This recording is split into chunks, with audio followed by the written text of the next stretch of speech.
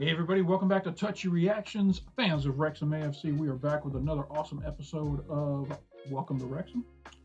Tonight is Season 2, Episode 5. The episode name is called First Losers. No idea what that means. Last episode was Sean's vacation.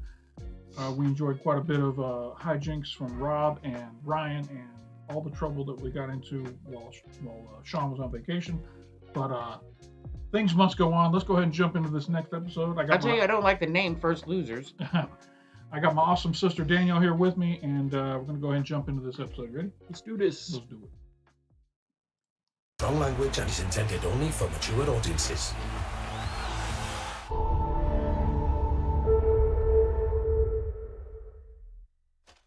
In 1882, Otto Eiler and Ivan Levenstein, two German immigrants to the UK, who were unimpressed by the selection of local ales, set out to replicate the lagers they loved from back home. The result was Wrexham Lager, which they sold under the slogan, "Absolutely pure and wholesome."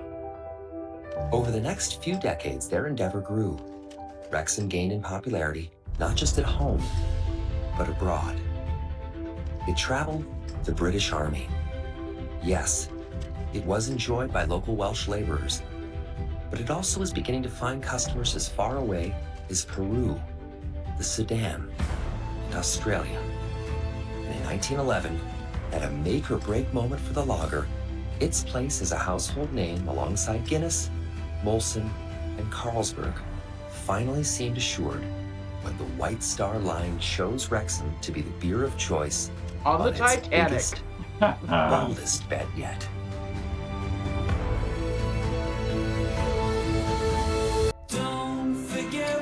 I kind of love that we've learned another awesome little fact about the town of Wrexham, about the brewery's history. Every episode, they give us these little nuggets to make us know more and more about the region, about the people, about how things work, and I just love it. And how they went down with the Titanic. That's right. Don't forget why you're made of the ones who were there. No one else would care. Don't be afraid to cry now, even when the world comes crashing in. Don't forget to sing when you win.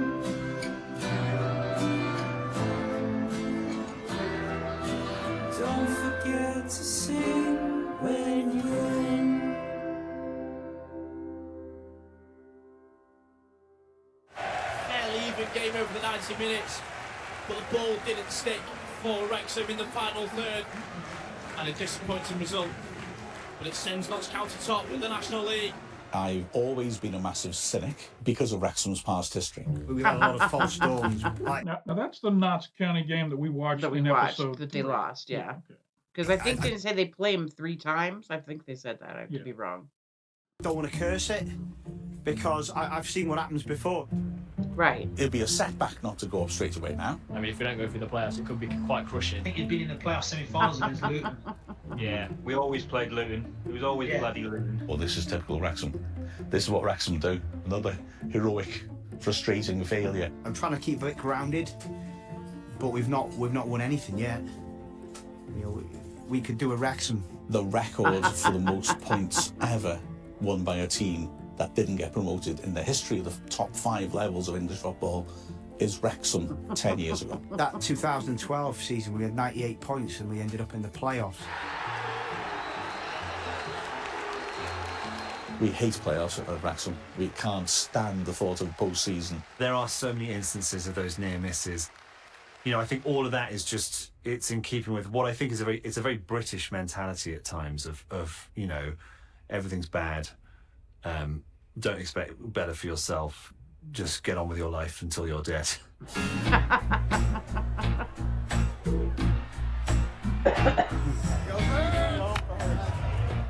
The last 365 days, the teams that I have supported have come in second place in the National League, Wrexham. Grimsby, look to have won it! In the FA Trophy, Wrexham men's. It's worthy of a Hollywood script, all right. but it's Bromley that are the stars. The Women's League, Wrexham, second place. The Philadelphia Union, they lost in the championship, second place. Oh, and I was there, by the way.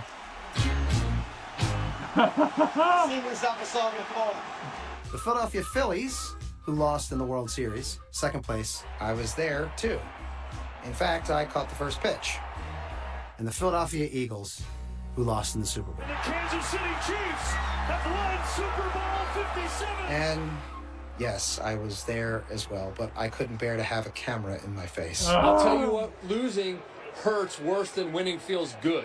Coming in second means that you lost first. The Bills want to know why you were labeled a good team if you make 3 Super Bowl trips, but a bad one if you lose all 3. They're going to become the synonym for all teams forever who don't win the big game. You ain't first, you're last.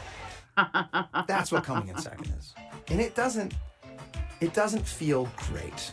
It feels almost more devastating than coming in 10th, where the expectation wasn't there. Because the first thing anyone wants to know is who was first. Yes. It ain't you. I've had a lot of movies that came in second. That also sucks. Like on an opening weekend or something? Yeah, Bozo was a great It's movie. a great opening, but you're second. So no one cares. They're just going to talk about the ones first. Tonight marks the 12th time this talented actress has been honored by her peers with an Emmy nomination. 12 times. Who could I possibly be talking about? Who's that? Susan Lucci. She was in All My Children, I think. One of the daytime soaps. Yeah, and she was nominated every single year. I think she beat out what's her name, who couldn't win. Was it Glenn Close? No, the other Meryl Streep. Because remember, she had a thing with the Oscars where she'd been nominated like 12 times. But Susan Lucci, that shit racked up. So much so that it's a butt of a joke even when she's in the room. 100%. That's rough. My name is Susan Lucci. I'm an actress. Hey, let's talk about disrespect. And what your tramp of a daughter did to my daughter Bianca after all Bianca did for that piece of trash. Starting in 1978, Lucci was nominated for a Daytime Emmy as Outstanding Dramatic Actress 6 out of the next 8 years, and lost each time. The situation was becoming so perverse, Lucci was winning standing ovations for losing. By the 9th year of being nominated and not winning, I will say that I would hear the other person's name called, and I just would go numb. I always tried not to let myself get swept up in the frenzy, but of course I did. But every time that I wouldn't win, I would take it to heart, and I would go back and try and do better, you know. Did it ever make you angry? Not usually, in fact, only once. Do you remember the one time? Mm-hmm. Do you want to talk about it? Moving on. It probably was won by someone who she really didn't like, and that it could made it be even worse. You know what I mean? I was determined to make it happen in reality. It's what I always wanted to do. It's what I love to do most. I remember being really little. I was the first one up in the morning. I would turn the TV on right away. And then my mother would take me to Broadway shows when I was summer vacation. But in terms of TV and wanting as an early motivating factor, I would think, I want to be in that box. I don't want to be out here watching. I want to be doing that. Yes, here we go. Touch. Good. Head. Touch. Good. Finish. Better. I often thought that what we do as actors is very akin to athletes. We are our own instrument. What we do with ourselves is what is shown, and it's very disciplined. Don't let the speed go. Go on, Matt. You're part of a team. At the same time, you have an opportunity to do something individual. Let other people perceive you as you want. I perceive you as the most resilient, tough-minded bunch of SOBs that ever participated in sports. In sports, there's just so much that's out of anyone's control. I mean, you could do everything right and still never manage to achieve what you're trying to achieve. And I think that can kind of get to your head. It's interesting how they're using Susan Lucci as a parallel. Metaphor. Yeah. Because she does end up winning. And the Buffalo Bills. When the going gets tough for the game, you want to be on the touchline as a manager, and you want to see those players who are going to go that extra yard to turn a draw into a win or a defeat into a draw. And that's kind of mentality, the strength of character, the winning mentality. Who on the pitch is not going to accept defeat? Of course, you know, you've got to make sure players who you bring in have got the capability to do that. That's cut, but Mendy's there. Mendy from range. Oh my goodness! Wow. Now Jacob Mendy will have a pop and heads. Well, we watched Jacob a lot, and in the summer we were trying hard to get him, and we got knocked back several times by Boreham Wood. We looked at other players, and I always went back to him because I liked the hunger he played with. My whole life has been a challenge. I've got a strong mentality because of what I've grew up seeing. The example of my father, you know, taking us from Gambia to Spain, and then from Spain to the UK. I used to look at my father and see how hard he worked. You just have to have the same energy and same mentality that he has, because, you know he's doing it for us. Season ticket! Season ticket! Obviously, moving from country to country is always hard. When I actually moved to London 6 years ago. Isn't it funny how this show sometimes parallels Ted Lasso? You know, they've got their player that's very similar to this guy's story, kind of thing. You got the Americans that's getting involved in English sports and not knowing anything about it, kind of thing. It's just kind of cool that there's a lot of parallels. They got the one player on the team who his job is to score. And how on Ted Lasso, they didn't immediately win. Remember, they got relegated the first season. Exactly. It took us. We had to learn to grieve with the team before we could celebrate with the team. I saw how hard it is to move to a different country as an adult, and having to work to pay the rent. Mira, locator. I used to obviously play and work at the same time. So I had 2 jobs as well. I was doing a cleaning job, and I used to work about 12 hours a day. So it was harder for me to find a club, and it wasn't great. I liked the story of him coming over to England, playing in a non-league in Wealdstone first of all, working on a building site, and then moving to Boreham Wood. And I just felt his hunger and kind of rawness would fit in well, would be a good addition to the group we had. You're my favourite player. I'm like, oh, thank you very much. What's your name? Stefan, nice to meet you. When I first... That's got to be a great feeling, especially when he's not one of the strikers. He's a defender. Yeah. So his job isn't to score goals. I mean, It's I'm to sure stop he does people from eventually. scoring goals, right? For a young kid to come up and say, you're my favorite player, that's got to just feel great. And what that guy was saying, I immediately started thinking of Michael Jordan, how you want the people on your team that do not want to lose. Yeah, they have that hunger. That hunger. Yeah. And Michael Jordan always talked about how he couldn't stand losing. That was one of his main drives, was he did not want to lose. That's why he's the greatest. Came to the changing room, I saw Paul Mullin. He told me about how good was the club and how good was the people around the club and everything. But I couldn't understand one thing of what he said. So that was the first impression I had of the club and the team. So I was like, oh, I'm going to struggle just to understand them. Mendy delivered one good ball from there already. This time he cuts inside, low to Palmer. Palmer on his right foot, he's going to hit it. Great block by Gallagher. Doesn't fall for Davis, does for Mendy. Mendy hits it, it's in! The first Wrexham goal for Jacob Mendy. We share the same mentality and the same passion. Yeah, V-Inu El Jacob, which means, I don't know if my pronunciation was right, but means my name is Jacob. Yeah, in Welsh. Obviously, I wasn't part of what happened the season before. And that is it. Wrexham season is over. Second place feels like basically losing is last. That's the worst feeling, you work hard and you just had it there. It's a horrible feeling that you don't recover in days and days and days. You can see the disappointment in everyone's faces. But at the same time, I thought it was something positive because I knew they wouldn't like to feel the same way. Looking for Mendy. I knew from the first day that I wanted to come to Wrexham. I wanted to play for a team with a winning mentality. You can just see all the pieces getting put together, right? It's taking shape. It's just the more and more they get stronger, they're just so much more just dominant. And that's a good philosophy. I knew they would not want to feel that way again. Well, Yeah. they've been feeling that way for 14 years, I but could see it on their faces that they were not going to let that happen. yeah. I'm only here to win. So with all this talk about, coming in second and, quote, losing, there's a team towards the bottom of our table who are actually winners.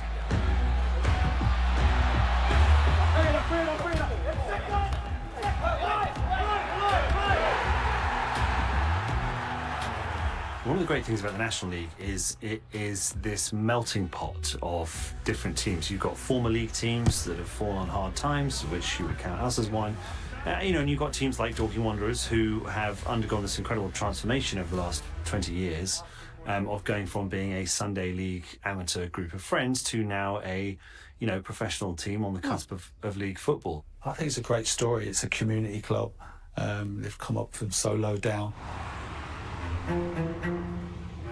Dorking is a small town located 21 miles outside of London, which is about 4 hours away from Wrexham. Apart from the beautiful countryside, Dorking is home to arguably the most ambitious football team in all of England. Aspirations very much in line with the town and team's symbol, the Dorking cockerel. Right, let's go. Jog into the shape. Get it right.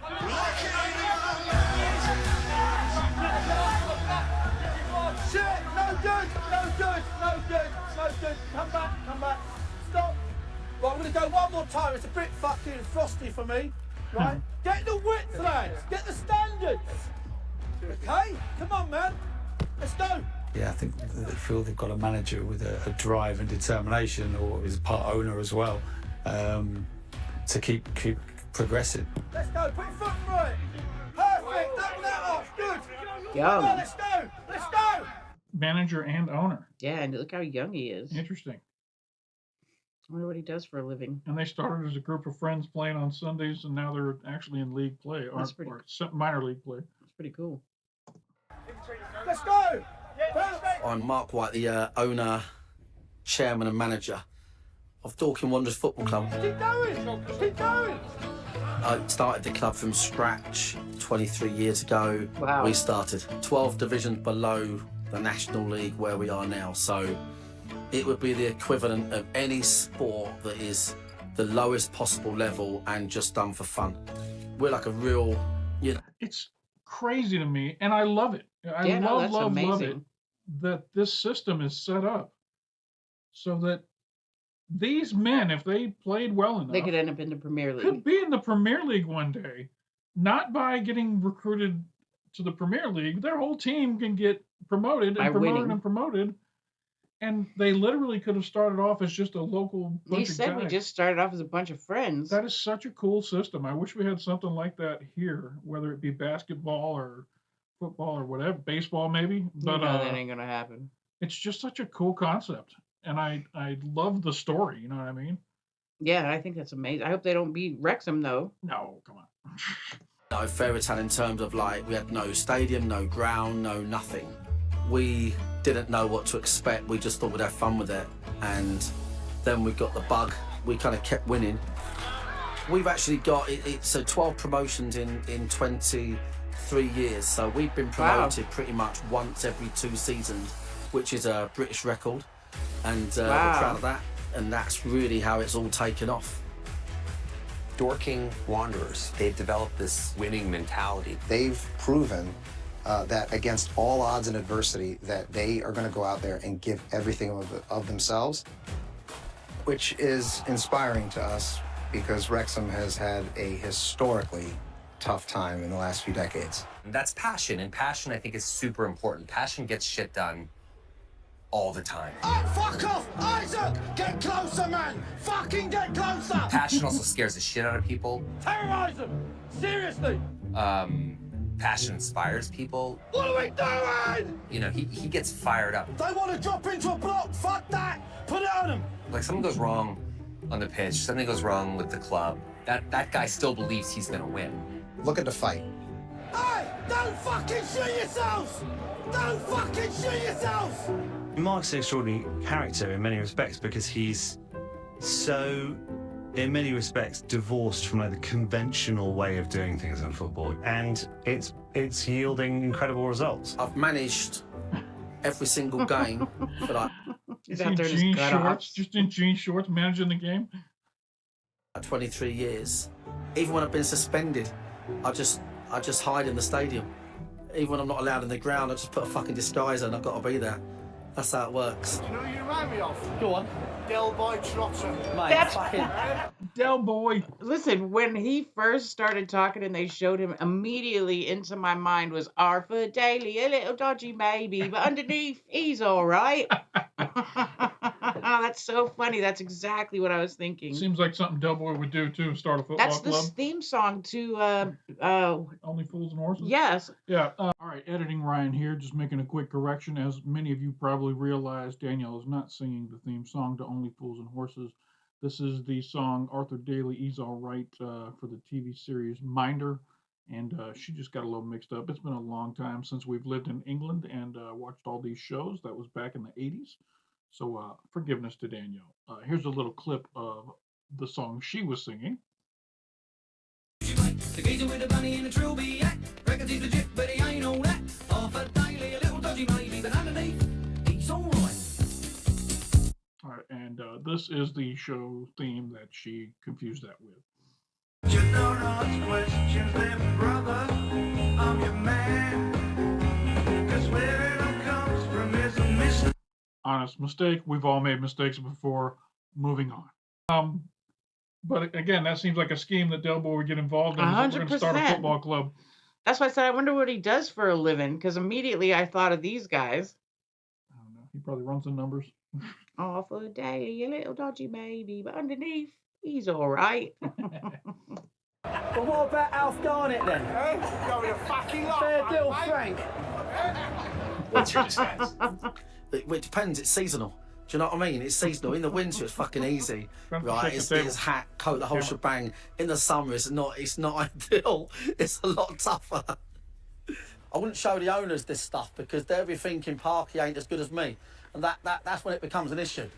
Mark and his team have been a breath of fresh air. They've got a great story, and I'm sure in the coming years they'll be looking to make themselves a league club. This year, we've probably got a lot lower resources than other clubs.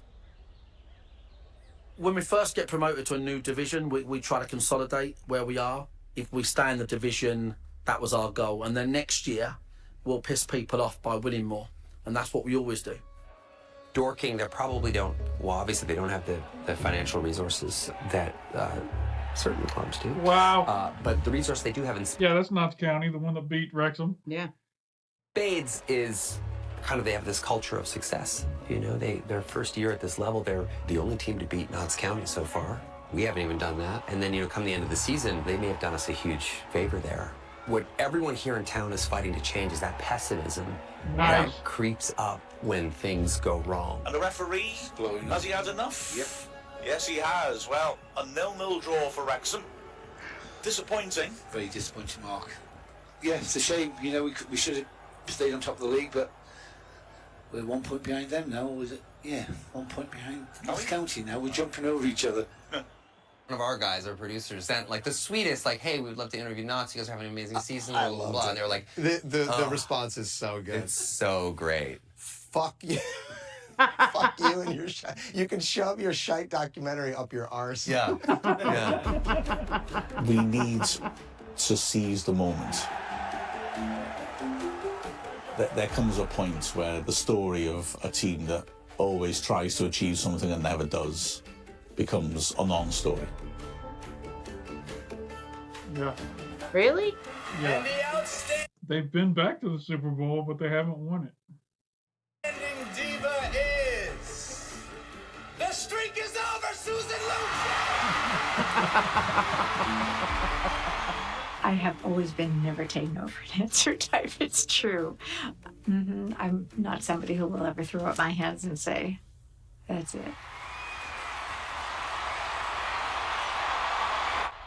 Why did that make me tear up? All right, well, that was episode 5 of Welcome to Wrexham. We got to get a feel for the pain that Wrexham's been going through, being in second place the whole time, coming in second all the time, and just missing it. Being the Susan Lucci of football. Exactly, the Buffalo Bills of soccer or football in their league, and hopefully they break the streak like Susan Lucci did and don't continue the streak the way the Buffalo Bills did. This was a great episode, lots of humor in it. I like that, and I'm really hopeful. We got the new player introduced. That was cool to meet him. He's got a lot of good personality, fits in with the club, and I really enjoyed the story about the smaller club that worked their way up from the with Del Boy. Yeah. So I hope we actually get to see a little bit more of them. Those guys are pretty cool.